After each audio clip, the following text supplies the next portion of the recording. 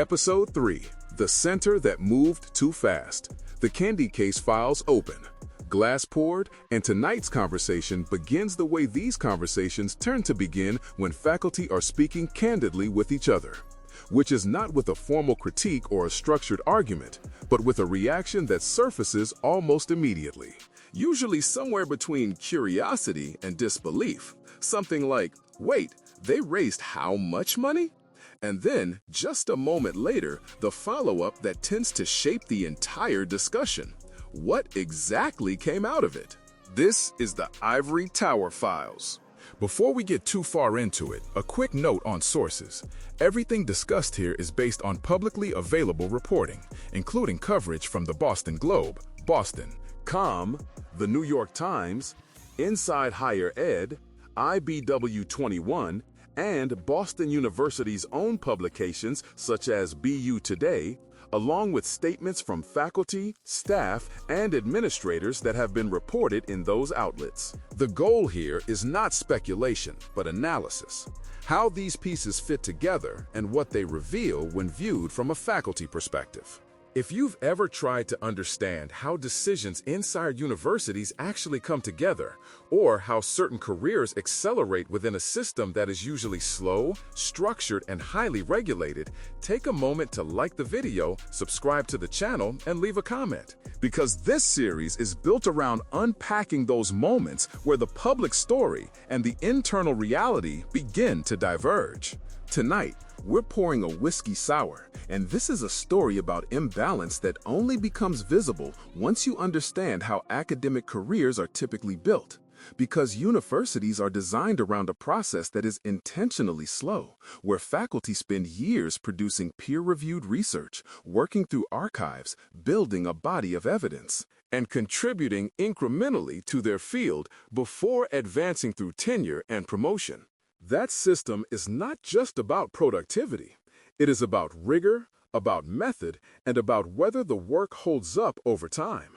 Against that backdrop, the trajectory of Ibram X. Kendi-born Henry Rogers initially looks familiar, moving through early work in journalism, doctoral training at Temple University, and into faculty roles at SUNY Binghamton and American University, where he begins to establish himself through writing that blends historical narrative with interpretation.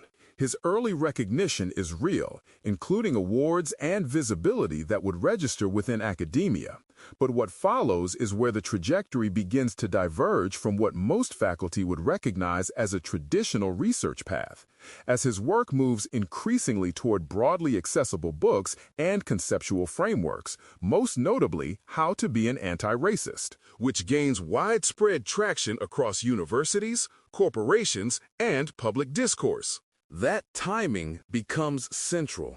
Boston University hires Kendi in early 2020, just before the national response to the murder of George Floyd, and what follows is not simply a hire, but a convergence between that institutional decision and a broader moment in which universities are under pressure to respond quickly, visibly, and at scale to issues of race and inequality.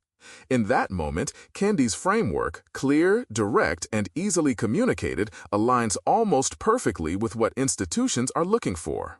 The Center for Antiracist Research expands rapidly, raising approximately $55 million in a short period of time, drawing support from corporate partners, philanthropic organizations, and donors responding directly to that moment. From the outside, this looks like decisive institutional leadership.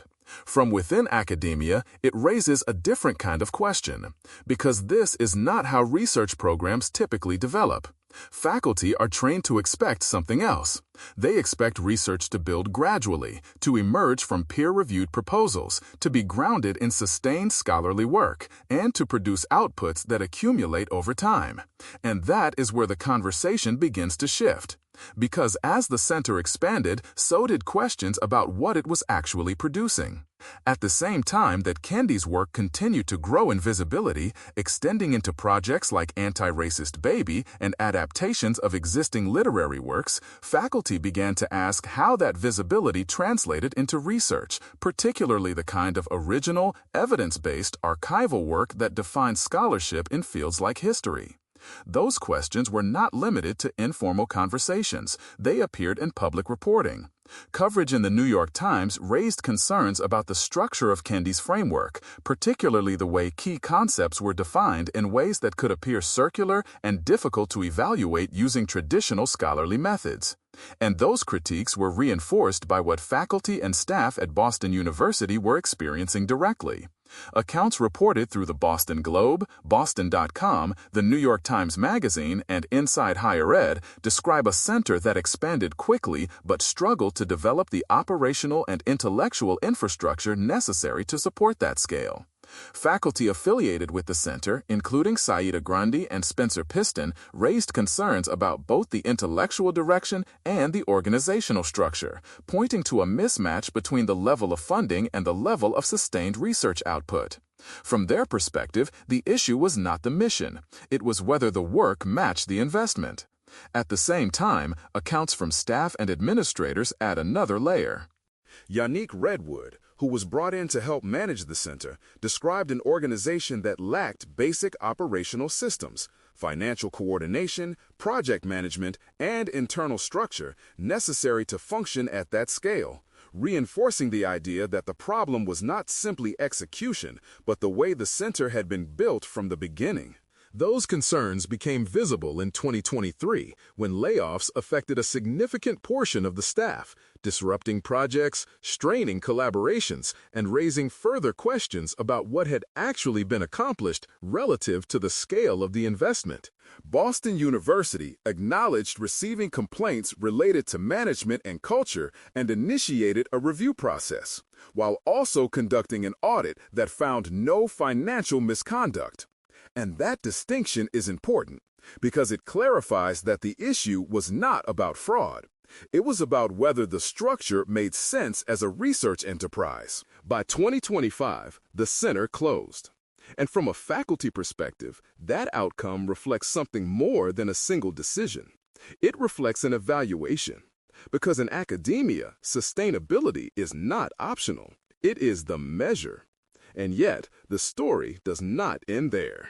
Kendi moves to Howard University, takes on a $3 million endowed chair, and begins leading a new institute, the Institute for Advanced Study at Howard University, bringing the conversation back to a question that faculty tend to ask when they have seen something like this before.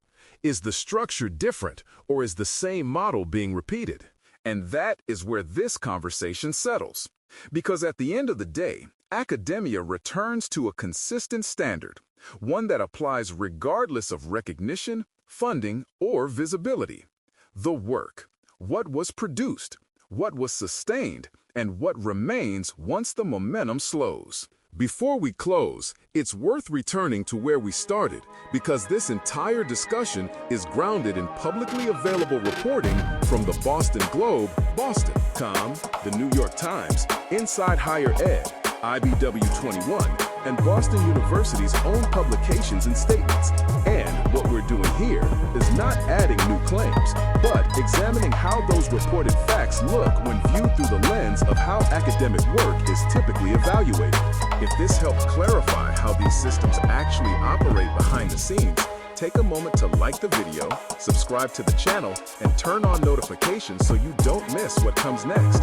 And if you've seen something like this unfold in your own field or institution, leave a comment, because those experiences tend to be more common than people expect. Because in the next episode, we move from institutional imbalance to something more immediate. Episode 4, Professional Judgment, the Luke Perez case.